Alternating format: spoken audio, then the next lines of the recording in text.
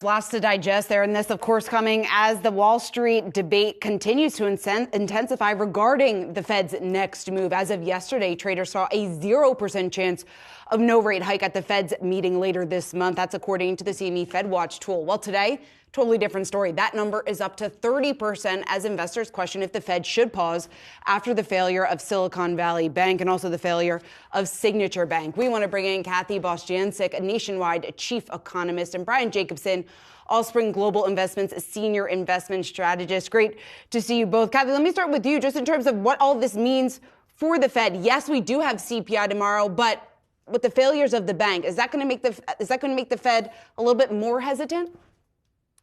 Yeah, happy to be with you. I do think this gives the Fed and policy officials great pause.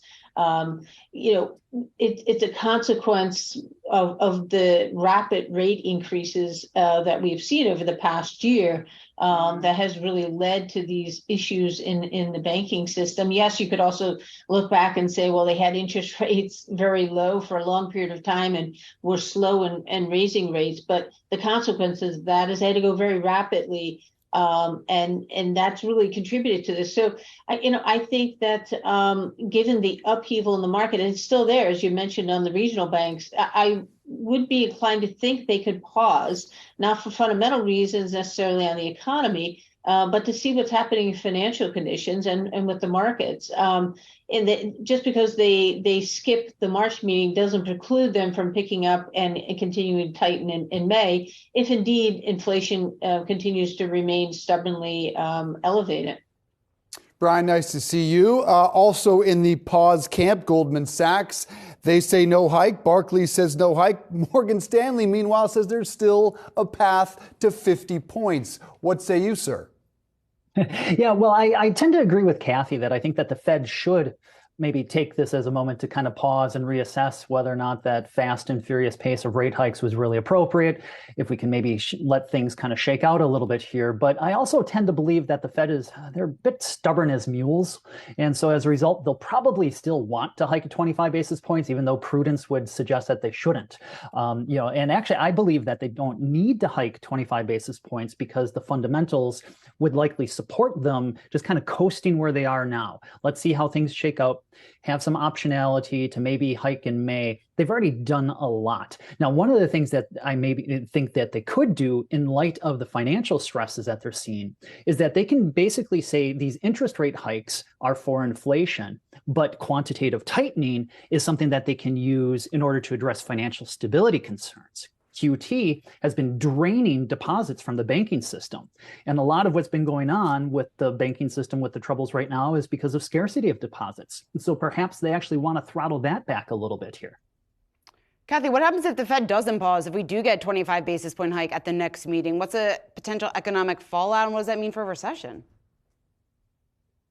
Well, it's a great question, but we think we're on a recession course sort of regardless, that interest rates are sufficiently restrictive, and we do think they're going to raise rates further. I think the January data really spooked them in the sense that you weren't seeing meaningful slowdown in the labor market, and you certainly weren't seeing that in consumer spending. So we think the second half of the year, you're on course for that. And I would also say, unfortunately, these banking crisis or mini crisis that we're seeing is probably going to lead to a significant tightening of lending standards, particularly among the small and medium-sized businesses.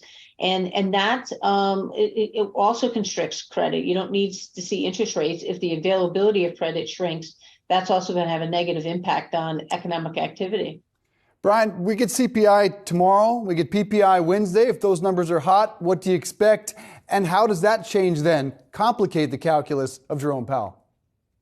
Sure. So here at Allspring on our Systematic Edge multi-asset team, we're not expecting a hot number. If it is hot, I think that does complicate things because then the Fed's going to feel like they need to do more because you've had a hot January number, a hot February number. And so then they'll probably feel like they need to do 50. But I think actually the risks is that we're going to see that CPI number fall down towards about 0.35% month on month, which is a slight slowdown. And so maybe instead of having January being like this turn in the trend trend towards disinflation. It's more just a bump in the road. So our expectation is that we're actually going to see that trend of disinflation re-engage and the Fed be able to take that pause. So thankfully, they don't have to make any policy decisions this week. That's something that they have to worry about on the 22nd instead. Kathy, some comparisons over the last 48 hours or so of this being similar in some respects to what we saw in 2008, although, of course, you can make the compelling argument that this is very different. How different from your point of view?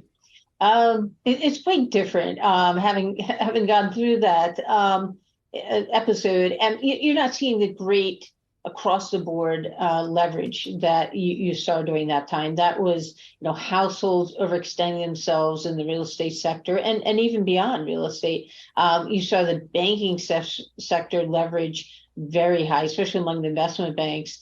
That's not the case this time. I mean, the fact that we're seeing yet another emergency lending facility that does sort of conjure back 2008, but we also had those during the COVID crisis. In fact, we had a lot more of these emergency funding facilities during the COVID recession. So I think the markets are sort of used to this, and I think it's just trying to shore up the system, very different from 2008.